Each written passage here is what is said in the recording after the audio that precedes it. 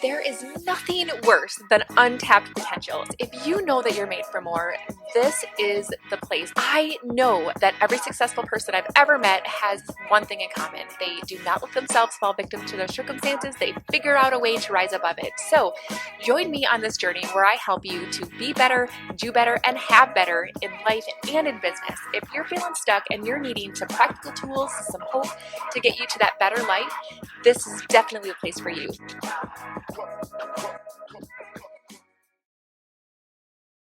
Hey, everybody. Welcome to the Unstuck Podcast. I'm your host, Michelle Weemy, and you guys are going to get a chance to listen to shame expert Kyira Wackett. You guys, she is a licensed therapist who also now coaches people how to overcome their shame story and to really step up and step into this amazing, beautiful life that they want. Kyira, it is so freaking amazing to finally have you on the show. We've been trying to make this happen for a long time. You guys, and I just trust so much in divine timing that she and I are having this conversation at this exact moment in time because of the expertise that she brings to the table that she didn't even, a year ago when we first met, and that you guys are going to get a chance to hear from her at the exact moment that you're meant to hear from her. So, girlfriend, thank you so much for showing up. Thank you so much for sharing your expertise. And I'm so glad that you're here on the Unstuck Podcast. Oh, thank you so much. Yeah, I agree. I think that you kind of have to trust when stuff is not working out the way that you expected it to or planned, and you can either be annoyed or frustrated or push against the immovable object, or you roll with it and you trust that things work out the way they're supposed to. And I agree with you. There's a very different feeling I have in my body right now than I would have had we recorded during our initial times we planned to. So it's a benefit we for both that have partner. big things, happening inside of our businesses, inside of our lives. And it's like, oh my gosh, this crescendo of like the things that we're working on in a way that we can serve at the highest level possible. So I'm so glad you're here. Why don't you tell us a little bit about what is it that you actually do? How do you serve people? Like, tell us about all the things that set your soul on fire. Yeah. So I think as you mentioned, I'm a licensed therapist. I got into this work not in like a knowing of what I wanted to do by any means. I think prior, maybe my second or third word in life was doctor. And then everybody kind of latched onto that. And I think that's, for many of us, we were given maybe six professions. You can be like a cop, a princess, a doctor. And so obviously we know that there are a lot of things that we were missing out on. And there's a lot of stereotypes, things like that. Yeah. Whatever. I kind of got put on a doctor train, and I spent so much of my life sort of telling myself, this is who I'm going to be, this is what I'm going to do. And I don't know that I ever actually saw myself in it, but what I did see that I got comfort in was helping people. This was kind of pre any trauma that I experienced. My mom was a nurse. I was in hospital. She worked in a hospice side of care. She worked with a lot of patients that were dying from terminal cancer and also AIDS. At the time, this was like a much bigger part of the AIDS epidemic. Right. And I would see these people, and I saw what it meant to them when I would come in and I would let them, these older women, brush my hair or read me a story, or when I just asked a question, and it felt good. It felt good for them. It felt good for me. And so I knew that there was something in that I think I just chased to think, well, yeah, so I can get that by being a doctor. And then found out that was not going to be what that experience was going to be like. But I mean, through high school, through college, I knew I didn't want to do it. I knew it didn't sit exactly where I was supposed to be, but I think I had, and we'll get to this, I had a lot of shame about what other people would think if I stopped pursuing that, because there's sort of this scale of professions and an assessment of worth. And if you're going to be a doctor, you're kind of at the top of that. And what would it mean if I said I'm no longer going to do that? And I feared that people would think I'm not good enough. I couldn't hack it. I didn't get in, whatever those things were. And so I continued to kind of keep pushing forward and tried to force myself to find a sense of comfort, peace, resolve, whatever it is, by doing that. Fast forward a few years, lots of MCATs, med school applications, interviews, wait lists, lots of really uncomfortable conversations with schools, even things like, what are you basically going to give up to show us that you're all in here? Like, your life doesn't exist outside of med school. Kind of peppered into that. I had gone through for about 15 years on and off some pretty severe trauma with my mom is a single mom at the time, undiagnosed bipolar disorder and substance use issues. And so I had a lot of complex trauma that came from kind of being early parentified, taking care of her, and knowing that things could happen at any moment. So as I'd like gone through, kept keeping my head above water, everything was fine. And then these moments where people were basically saying, "Are you going to give your life up for medicine?" I was like, no, like who would do that? Who would just not be there for people, for their family, for the people they love and they care about? And I had this sort of moment that I had to really reconcile, why am I doing this? And that was really hard for me because it was a lot of admitting I could do it. I know I could, but I don't want to. And the I could do it was still for everybody else. Like I don't give a shit if I did it or didn't do it Yeah. now. But at the Yeah. time it Right. was Yeah. what this is. And so I kind of stepped away from any sort of pursuit for a while and just basically dipped my toes in every side of the helping profession I could think of that gave me human centered contact. So I did in home care for children with different ability needs. I managed a gym and a nutrition center. I kind of jumped around to figure out, where do I want to help people? I think we were talking a little bit before we hit record that a lot of us find our way to our path by also healing ourselves. And so I think at that time I was coming face to face with the intensity of some of the trauma that I had experienced. And I recognized I had been living with a pretty chronic eating disorder, some severe PTSD and anxiety that was really kind of dominating how I was showing up in my life. And so this pursuit of figuring something out and doing everything right was really kind of connected to a lot of that and feeling like I have to keep performing and be perfect. So as I started my own therapy journey in the midst of kind of collecting data of what I wanted to do and how I wanted to help, it kind of all came together that what I wanted to do was be in the therapy room. I want to help people. I had so many instances. I'm sure listeners have had that too. And we can talk about that because that's why I think it's so hard to want to get in the therapy room. Is I'd start seeing somebody. I was kind of put in therapy as a kid, and then I would select it in high school and in college. And I just never really felt heard. I never really felt like someone got me. I felt like I was being told why these things were happening. I was told how I would feel, told how to make it better. I wasn't really asked questions with a genuine openness and then given the push to do the work. And I think it was a lot of either like, well, of course you feel this way. You feel mad at your mom for leaving you. I don't feel mad at my mom. That's not how I felt. Or, Yeah. well, that feels hard. I don't know how I would deal with that either. And I was like, I don't need that either. I need someone to tell me how to do X, Y, or Z. And so as I kind of figured more of that out, I got my own sort of healing journey, I don't know, semi on course.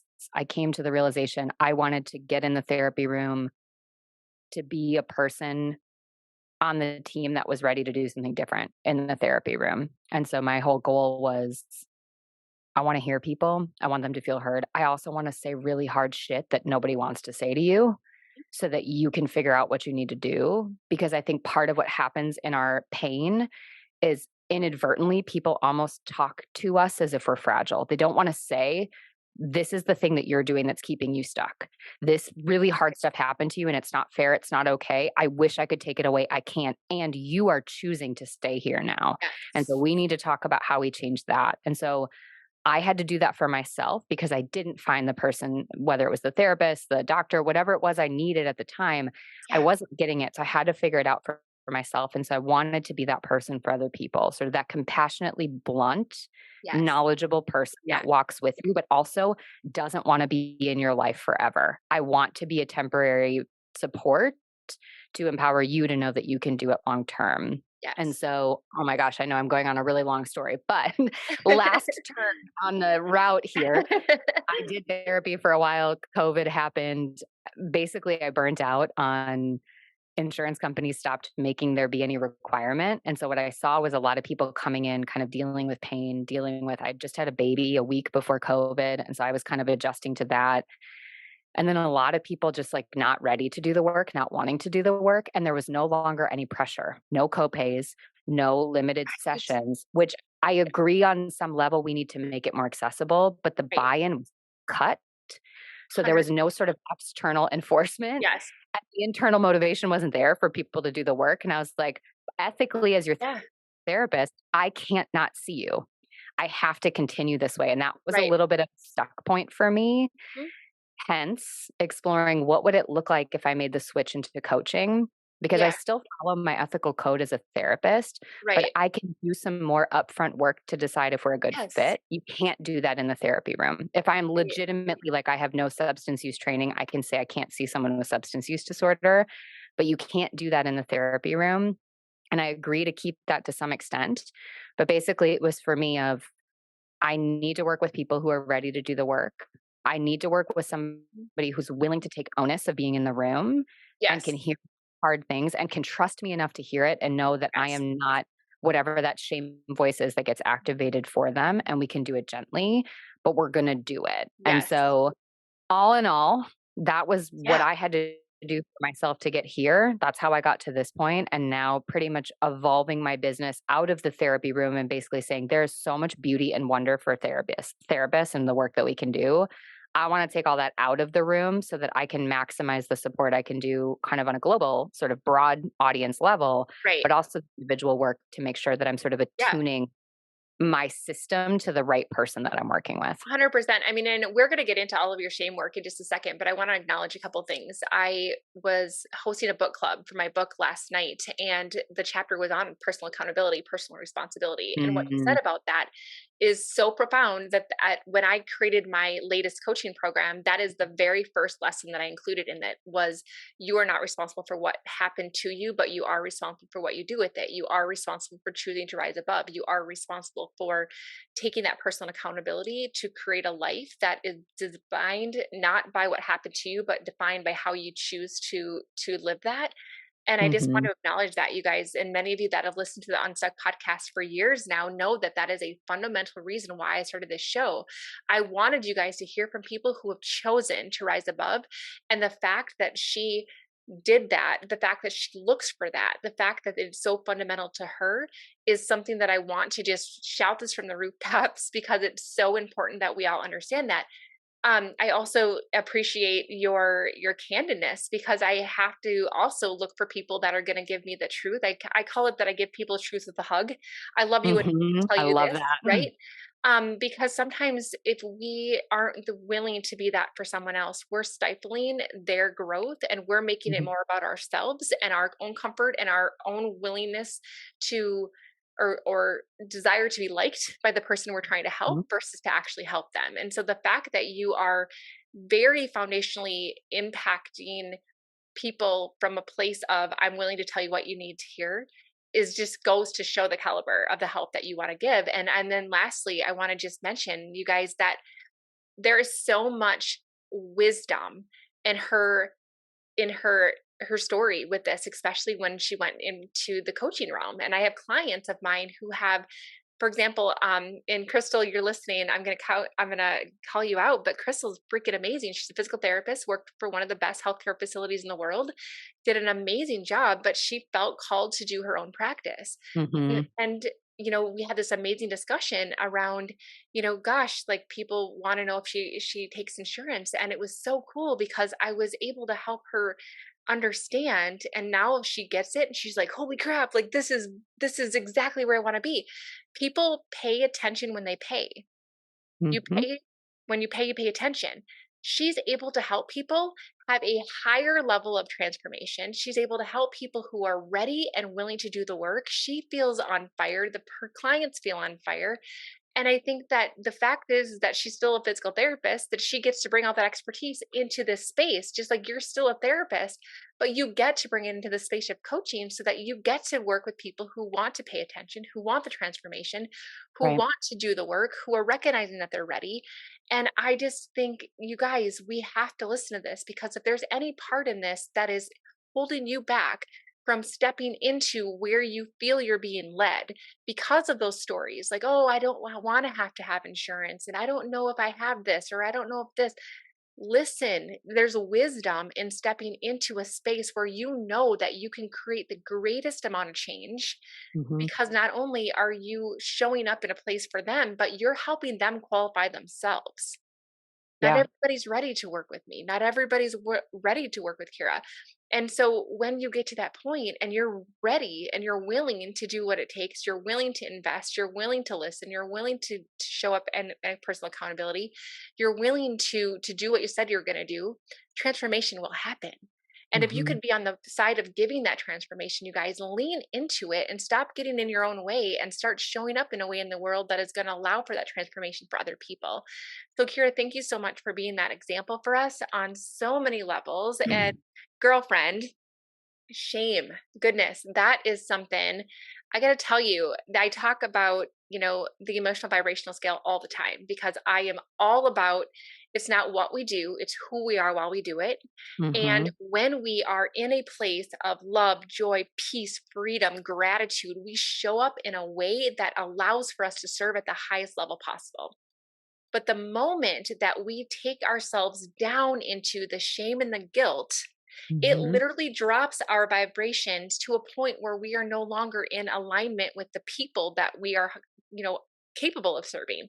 We Hmm. are going to essentially attract more crap, more things to feel shameful about, and more people to treat us like crap. But when we can rise above that and stay in that higher planes of vibration, that's when the freedom is, that's when the love is, that's when the joy is, that's when the appreciation of things and more appreciation of things happen. And Hmm. I feel like what happens to a lot of us is we should on ourselves all the dang time. I Hmm. shouldn't be feeling this way. I should know better than this. I went through my own thing as a coach during COVID. Like I was struggling big time. And here I had the Unstuck podcast and I felt freaking stuck. And I Hmm. felt so shameful about that because who am I to host this show when I'm so stuck? The Unstuck Hmm. podcast, right? And it's like that shame and that guilt is what kept me there longer than I needed to be. Yeah. Right? And so that's just one tiny example. And goodness sakes, I am so freaking excited to hear about your framework, the things that you take people through, and the way that you help people get out of this shame cycle. So, why don't you tell us a little bit about your framework? Yeah, I think, before I tell people kind of the structure around it, one of the things I think can be helpful, because I know you and I are, we're in it, we're learning it. We have a sort of a contextual application of what shame looks like and how it shows up in our lives. For people that are maybe have heard that term, maybe like, oh, hands up, I know Brene Brown, but maybe you don't quite know much more about it. Yeah. Shame is essentially a feeling. It is an emotion that gets triggered that's attached to a really deeply rooted cognition. When in cognitive behavioral therapy, they call it a core belief. Other modalities call it a limiting belief. But basically, your innermost belief about yourself. And for pretty much all of us on this planet, my guess is like 0.0003% of the population doesn't have this belief. And honestly, that would be people that are incapable of feeling and processing emotions. Right. The rest of us have developed a belief that who we are is not inherently worthy of love, acceptance, and belonging.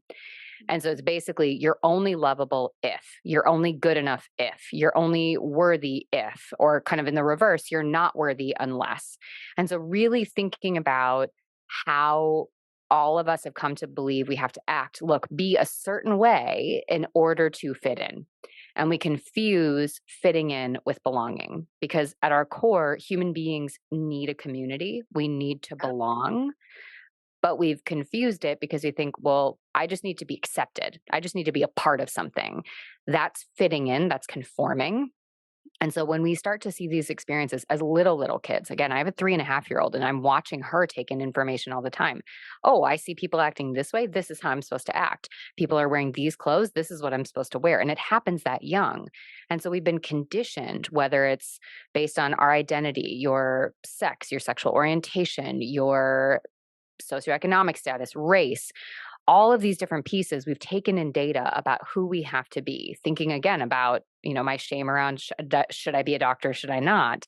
The should was around, well, you should be the highest excelling person in the room. And if you're not, you don't deserve to be there. Not because I think I'm better than anybody, but again, it's this idea that I have to reach a certain point to be allowed in the room with everybody else. So shame is essentially the emotion that gets triggered. It's fear. It's essentially a very specific form of fear, and it gets triggered every single time your brain surveys a threat to connection or belonging. Mhm. That's why for many of us, it's happening all day long. Right. Oh my gosh. I didn't get Right. enough done today. I didn't get the dishes done before this. Oh my gosh, it happened coming into this podcast. I've got 64 things happening in my house. I was 5 minutes into the podcast. Oh my gosh, she's going to think that I don't care. And this, all of these projections, it's usually past or future oriented or in some way about what other people are going to think or feel.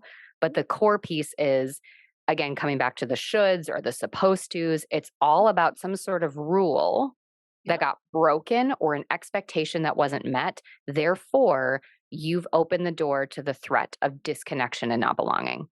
So for all of us, your coaching podcast, I'm a fraud. I'm an imposter. I can't continue on if I'm stuck. I don't have anything to offer other people. I should be further along. I should be able to handle this. How could I help a coaching client if I can't get myself out of my own things? And so, kind of thinking about that for all of us, it's this sort of system of operation. We don't even realize how often we're doing it.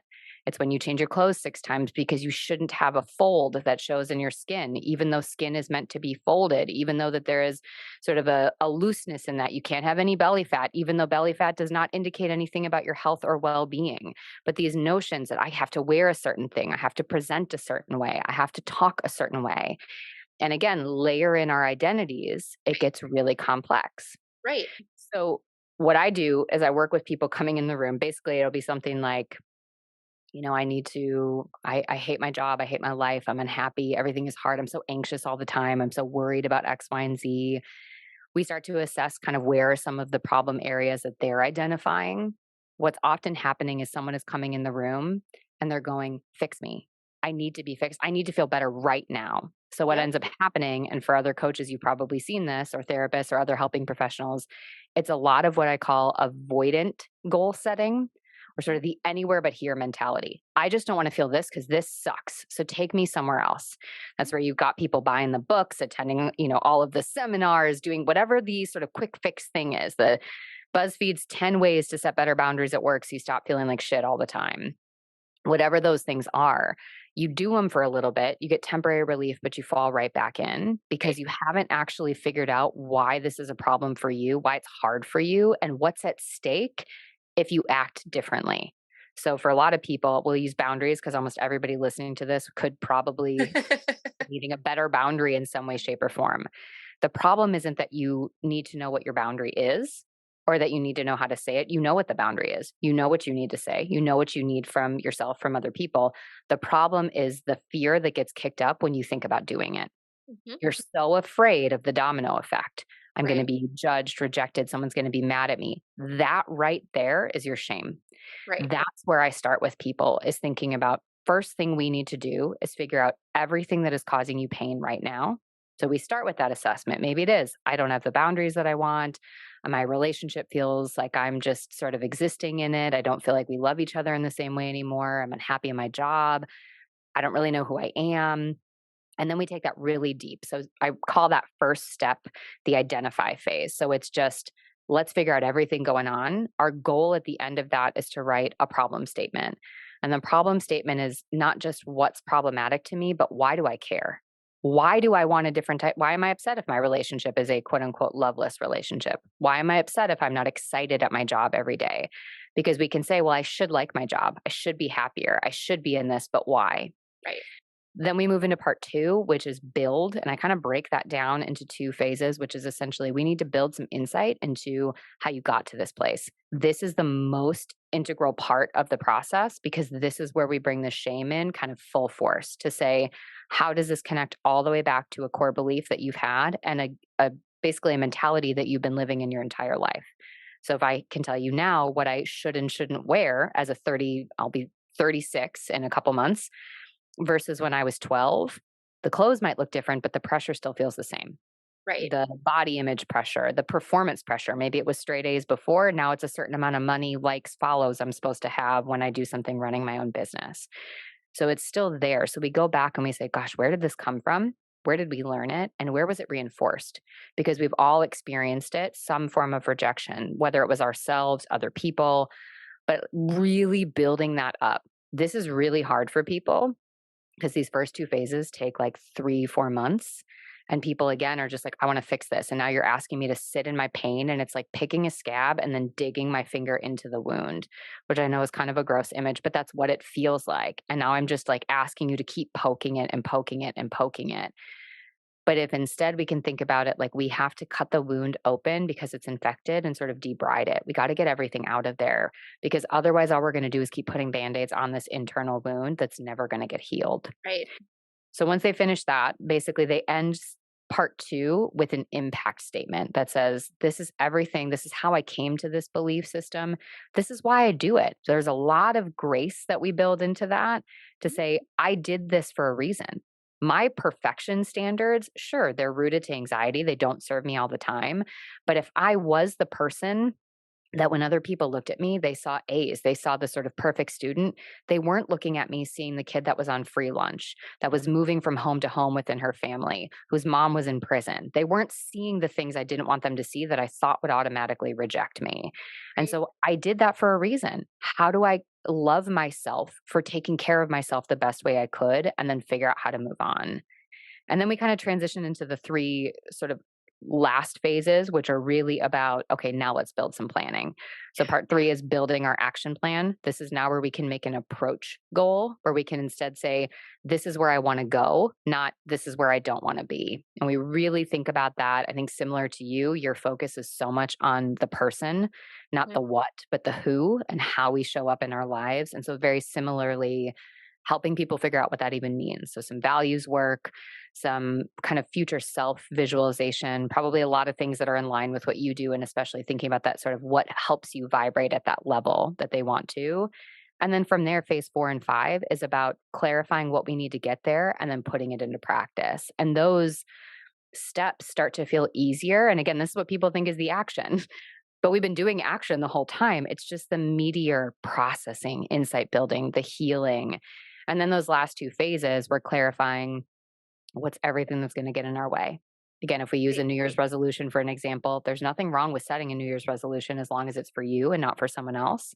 And then let's consider what the process of integrating that goal is rather than the all or nothing goal setting.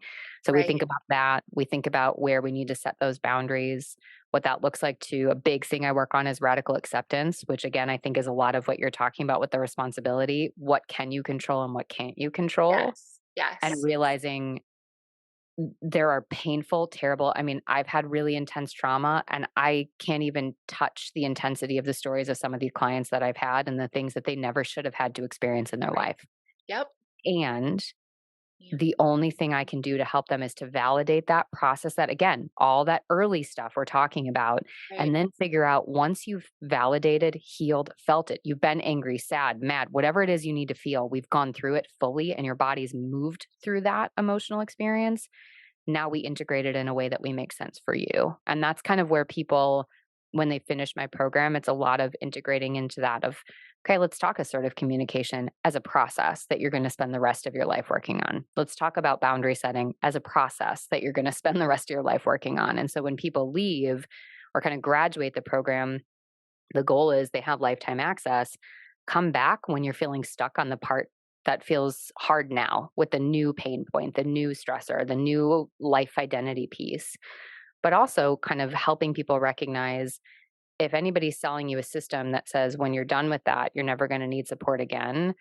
That's not how the world works. That No. doesn't mean you have to pay for support every time. Maybe you've built systems of support that are friends, family members, but you're meant to need help the rest of your life. This is supposed to be like 100%. we're community people, and that's where belonging comes Right. in. Right. You And I Yeah. think that, one of the things that I've found in, what I do now, I have a program called Spiral Up. And Mhm. the whole purpose of Spiral Up is to recognize that I want to help people with forward momentum in their business, right?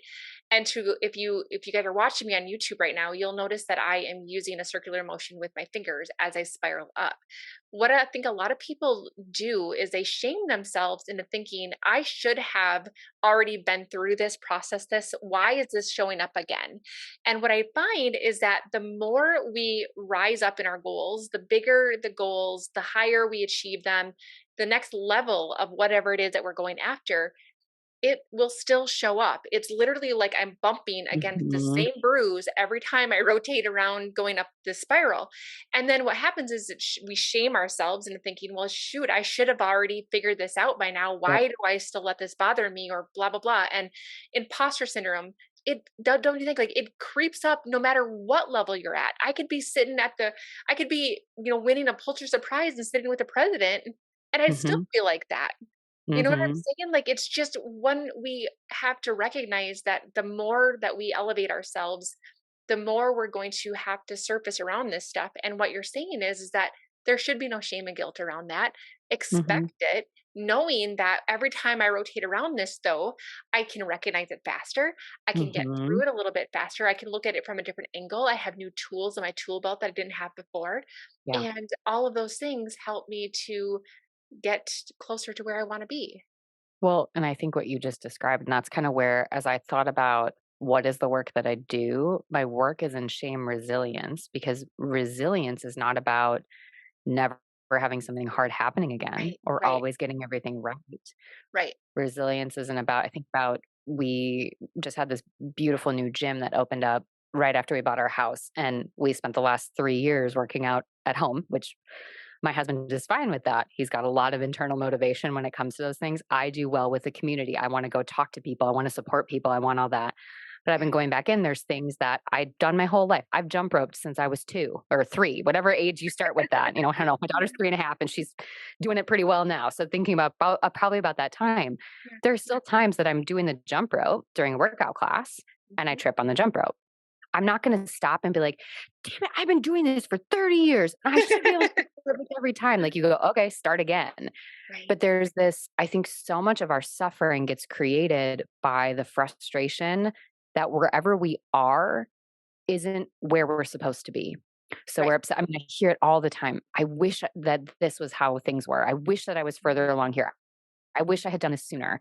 So you get stuck in the past or the present. You're anchored on the things that you, again, radical acceptance, you Right, can't control that. right, You have no right, control over the fact that who you were up until this very moment led the life that they did. You right, do have control over the person that's here in this moment and how they move forward. And so resilience is really that idea of when hard things happen, how are we able to move through that? And again, the key being through. We're not stuffing it down. We're not trying to run away from it. We're not jumping right, above it because we shouldn't experience it. We're right. moving through that. We're saying, Yes. okay, this is still hard. I mean, I did that for years. I'm like, oh my gosh, everything's better. Jordan, don't you know that's my husband? Don't you notice that? Like, I haven't been upset about any of these. I'm doing so well. Like, my mom and I still have a very complex relationship of decades of trauma that we're still navigating through. Haven't you noticed? I haven't reacted at all. I've been doing so good at setting boundaries. Our relationship's been great. Yeah. The cycle will happen and then something will happen. I'll be like, this relationship, this is this, and blah, and I'm reacting. I hate this and I can't handle this. And why won't she just listen to me? And this is terrible. Should have figured out. And so what ends up happening is there's a concept that has been used for interpersonal dynamics that I think just kind of perfectly puts this into play. It's called the drama triangle. And essentially, what we do when we get stuck in that space is we're either playing the hero, meaning it's my job to be everything for everybody else. I'm responsible for everything. I'm supposed to be able to do it all.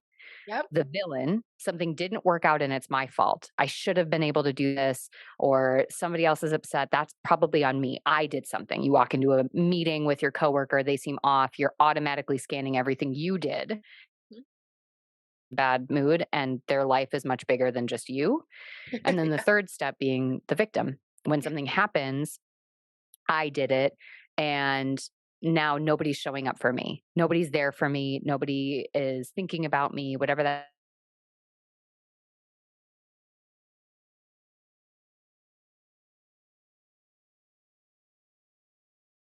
Kira, you froze.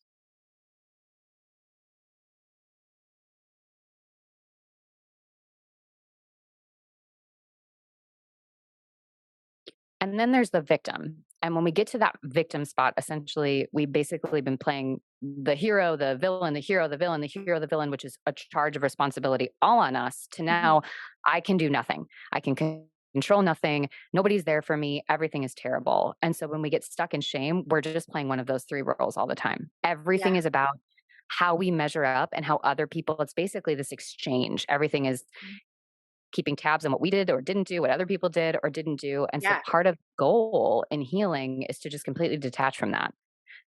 The only reason that you feel like you should be further along is because you're comparing yourself to someone else's journey. The only reason you feel like you should be this, again, I use weight and body a lot because I've done so much work in the body image Yeah. side and in the eating disorder world as a Yeah. therapist, because somebody told you that's the right place. And so I think on similar veins to you, so much of the work to get yourself to that high level of vibration, to get yourself to live that life that you want, to keep spiraling up, as you said, is about recognizing that the only choice you have is to lead the life that you are in. You're the only person in this story, and then rewrite yourself as the central character of your story. Stop writing everybody else as sort of the author, the dominant character. They don't matter. They're accessory. You get to decide how much they take up. And then, kind of secondarily, stop writing yourself as such a big character in everybody else's story. You're not that important. It is okay. You didn't do it all. You're not responsible for everybody else's Yeah. happiness. They can handle being disappointed and upset. And I think when we can get to that place, Yeah. that's truly the embodiment of shame resilience. And then it's just the reworking of that system and kind of refiltering control every time. Oh my God. I love that. And there's so many things that I want to keep talking to you about. Like, girl, we could talk all day. I I know that. know hours. Yeah. So, is there anything else that you wanted to mention before we wrap up our conversation? No, I mean, I think the biggest thing for everybody listening is, this is just kind of a taste. Like we said, we could talk for hours on this topic. Whenever somebody starts to hear this and they go, oh my gosh, I do feel shame. I'm feeling this pressure. And again, there's this drive to want to fix it, to get rid of it. Going back to what I said in the beginning, shame is an emotion. You will feel it for the rest of your life. You can't stop yourself from feeling an emotion no matter how much you try. And so our decision is about recognizing when it happens, who do I want to be and how do I want to show up in those situations? And it's trial and error.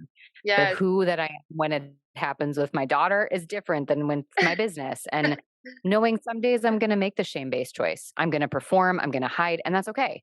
That's what my body thinks it needs to do to be okay to manage that threat. There's nothing to be upset about. It's just learning that there's something that happened that I didn't yet have the tools, support, skills to get through that. What do I need for the next time? So if you can hear this and just kind of allow yourself to say, gosh, I have shame. It's a really hard emotion and it triggers a lot of thoughts and behaviors that I really want to work on changing. I'm going to give myself the grace to just sit with this for a little bit and then slowly peel back the layers to make sure that that work I'm doing on the thoughts and the actions really align with who I want to be, and give myself that space to accept who I am when and if I do feel these different things or have these experiences in my life. Yes. Oh my God. I love that so much. You guys make sure that you check out Kyra's information in the show notes, so that you can follow her journey on social media. You can check out her website. You can, get a hold of her if you want to work with her, all of the things, because I know that she's likely making a huge impact on you like she has on me. So cannot wait to continue our journey of a friendship and collaboration. And girl, thank you so much for showing up today. You guys make sure that you take some time, leave a review. We love, love, love to hear the impact that you get from listening to Kyra's words. So leave that review. Let us know how this impacted you. Share us on social media, tag us, let us interact with you, because it's so much fun. So if there's somebody in your life that needs to hear this episode, make sure that you're sharing it out. And it's always fun too, if you take a screenshot, shout us out. We love to celebrate with you. Okay. So thanks so much for tuning in, you guys. We will see you all next week. And Kyra, thank you so much for being here. Bye, Oh, everybody. thank you. Thank you so much for listening to the Unstuck podcast. I'm so grateful to be on this journey with you. And don't forget to check out the show notes if you want to get into my private club, the Better Club, to be able to learn better ways to be better, do better, and have better. So until next time, keep showing up. Let's get unstuck together. Have a great day.